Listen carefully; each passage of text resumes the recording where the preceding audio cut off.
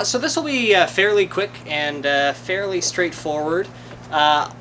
This is especially pertinent because today is October 23rd, 1023, which is the, 1023, it's the 10 to the power of 23 order of magnitude of Avogadro's number. So that will be pertinent to the talk. So this is a talk that I presented to the Winnipeg Skeptics before, quite briefly, but I'll make it quick, and if you have any questions, I'd be happy to address them. So, while preparing for this talk, I briefly considered diluting what I had to say. Oh! I figured that it would be a nice bit of homeopathic humor, and although the idea wasn't especially original, I felt that it had a certain amount of charm. Until some back-of-the-envelope calculations revealed that dissolving my talk to the standard homeopathic dilution of 30C would leave me less than 1 femtosecond in which to speak. If you don't know much about homeopathy, you'll get that joke later. And no, it still won't be funny. I sort of feel bad picking on homeopathy, to be honest with you. On the pseudoscience scale, it's just one notch below the idea of a flat Earth. It offers the traditional alt-med package, a panacea that is side-effect free. And homeopathy has a special place in my heart. So what is homeopathy, you might ask? And I'll assume that you did. It's a common misconception that homeopathy consists in primarily herbal remedies. Homeopathy is often confused with naturopathy. But it's not just that special blend of herbs and spices. It's much more ridiculous than that. Dr. Stephen Novella doesn't know injustice when he describes it as pre-scientific sympathetic magic. Homeopathy was created by Christian Friedrich Samuel Hahnemann, Sam to his friends, a German physician, as early as 1796. Although Hahnemann didn't use the term homeopathy until 1807. Hahnemann was appalled at the state of medicine in his day, which was understandable. Bloodletting, purging, enemas, and the like were all still in common use at the time, and it would be more than 50 years before Ignaz Semmelweis's proposal that hand-washing would significantly reduce mortality was finally accepted by the medical community, thanks to the germ theory popularized by Louis Pasteur. In those days, a visit to the physician could easily kill you. Hahnemann said, quote, "My sense of duty would not easily allow me to treat the unknown pathological state of my suffering brethren with these unknown medicines. The thought of becoming in this way a murderer or malefactor toward the life of my fellow human being was most terrible to me. So terrible and disturbing that I wholly gave up my practice in the first years of my married life and occupied myself solely with chemistry and writing." This seems fair.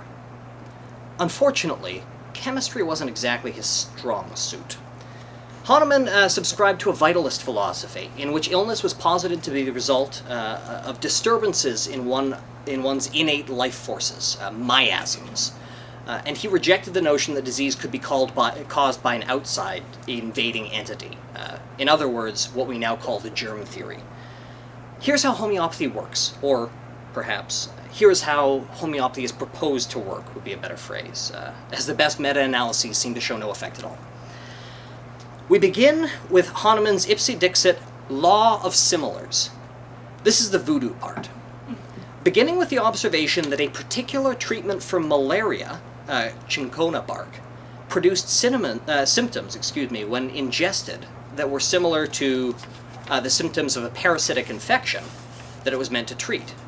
So what he observed was that this treatment for malaria produced malaria-like symptoms. From this one instance, Hahnemann declared similia similibus curantur, or let like be cured by like, to be a fundamental healing principle.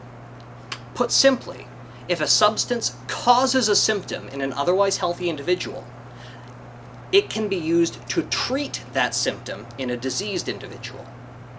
This is presumably why rubbing minced onions in one's face is an excellent remedy for hay fever. Or hair of the dog. Yes. Well, hair of the dog, yeah, absolutely. So, unfortunately, reality had to come in and ruin everything. You see, many of these so-called remedies were actually highly dangerous, or at the very least distasteful. The ingredients included dog feces, eye of pheasant, arsenic, and cobra venom, among a plethora of more mundane things. And so, in a rather generous attempt to make his remedies less lethal, Hahnemann invented the principle of serial dilution, also known as the law of infinitesimals. This rule states that as a remedy is diluted, its potency increases. In direct contradiction, I hasten to add, to the traditional dose-response relationship on which modern medicine is based. And so, as you might guess, homeopathic remedies are really quite dilute. Although the procedure may vary slightly, it goes something like this.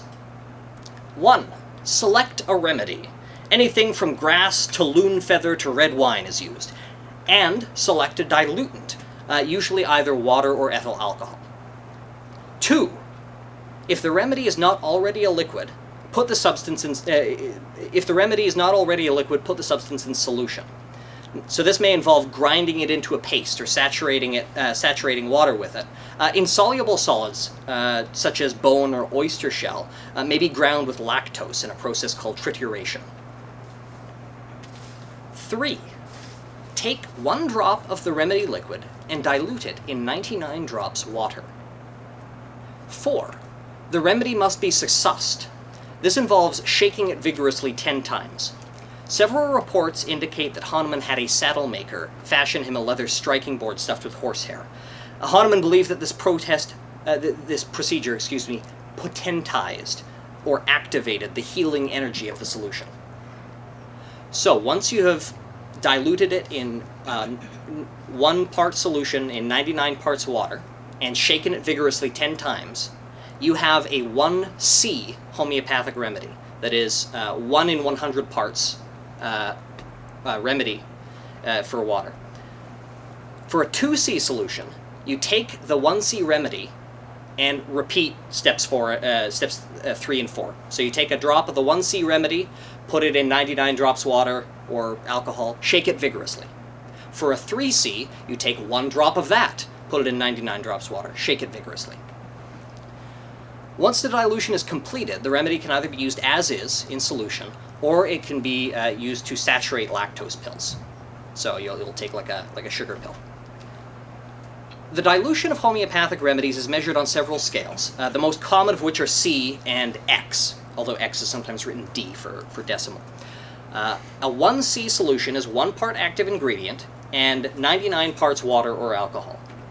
A dilution of 1 in 100. A 1X or 1D solution is a dilution of 1 in 10.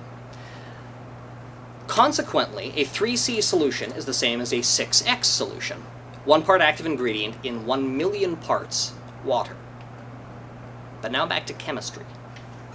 In 1811, the Italian scientist Amedeo Avogadro proposed that the volume of any gas is proportional to the number of molecules that comprise it, irrespective of the nature of the gas in question. Avogadro's work was built upon by those who came after him, eventually resulting in the calculation of what became known as the Avogadro constant,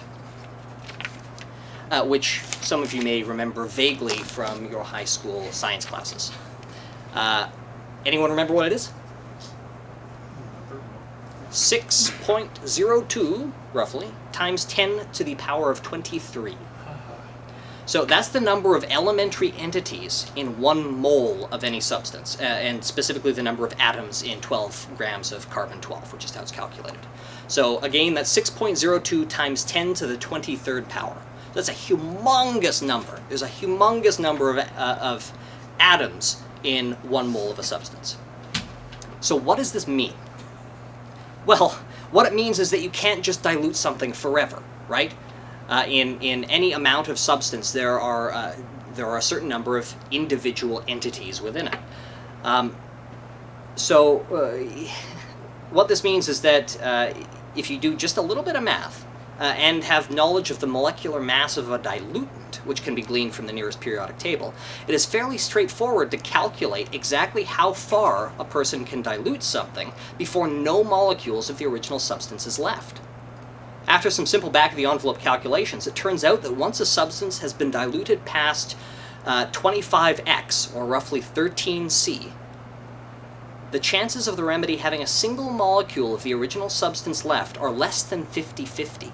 That's one molecule. Once you get past 13C, the chances of it having one molecule of the original substance, less than 50-50. The standard homeopathic dilution recommended by Hahnemann, 30C. And that's still used today. 30C is a whopping 35 orders of magnitude more dilute than you need in order to have only your 50-50 chance of having a single molecule. So there's literally nothing to it.